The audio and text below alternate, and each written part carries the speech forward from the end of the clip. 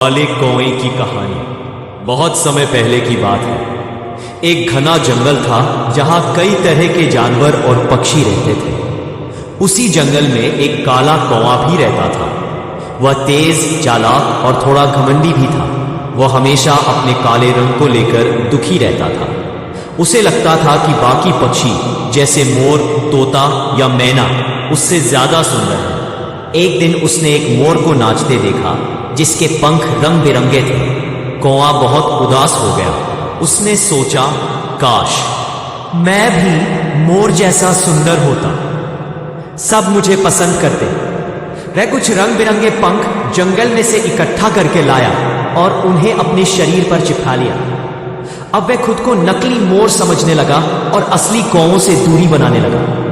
जब कौवे उसे मिलने आए तो उसने उन्हें कहा, मैं अब खास हूं मोरों का हिस्सा। कौवे चुपचाप लौट गए।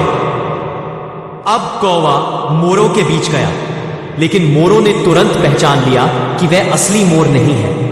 उन्होंने कहा, तुम हमारे जैसे नहीं हो, ना तुम्हारी चाल ना तुम्हारा पंख असली है। फिर मोरों ने उसे झिड़क दिया और वहां से भगा दिया। बेचारा कौवा अब अकेला हो गया। जब वह वापस कौवों के पास गया तो कौवों ने भी कहा, जब हम तुम्हारे अपने थे तब तुमने हमें छोड़ दिया। कौवा बहुत शर्मिंदा हुआ। उसे अपनी गलती का एहसास हुआ। उसने माफी मांगी और कहा, मैंने अपने आप को नहीं स्वीकारा और दूसरों जैसा बनने की कोशिश की। मैं अब समझ गया हूं कि हर कोई अपने आप में खास होता है। कौवे उसे माफ कर देते हैं और वह फिर से अपने परिवार में लौट आता है। कहानी से शिक्षा, जैसे आप हैं वैसे ही खुद से प्यार करें। दूसरों जैसा बनने की कोशिश मत करें, क्योंकि हर कोई अपने आप में अनोखा होता है। चलिए हम उस काले कौवे की कहानी को आगे बढ़ाते हैं। अब जब उसने अपनी गलती से सीख ली है तो आगे क्या होता है, कहानी का दूसरा भाग प्रस्तुत है।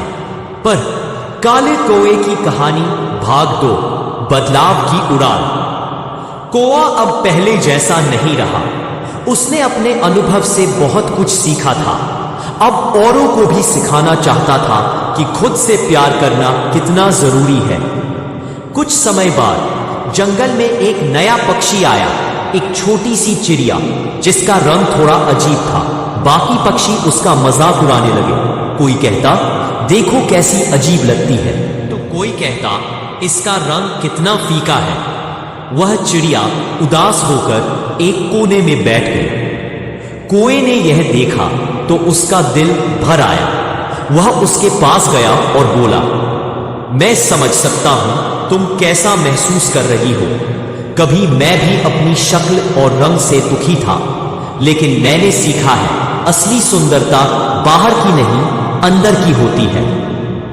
कौवे ने उसे अपनी पूरी कहानी सुनाई, कैसे उसने मोर बनने की कोशिश की, कैसे वह असफल रहा और कैसे उसे समझ आया कि असल ताकत अपनी पहचान को अपनाने में है। चिड़िया मुस्कुराई। उसे लगा जैसे कोई उसका दर्द समझ गया हो। धीरे धीरे बाकी पक्षियों ने भी उसका साथ देना शुरू किया, क्योंकि अब कौवा उनके लिए एक समझदार, दयालु और नेता जैसा बन गया था।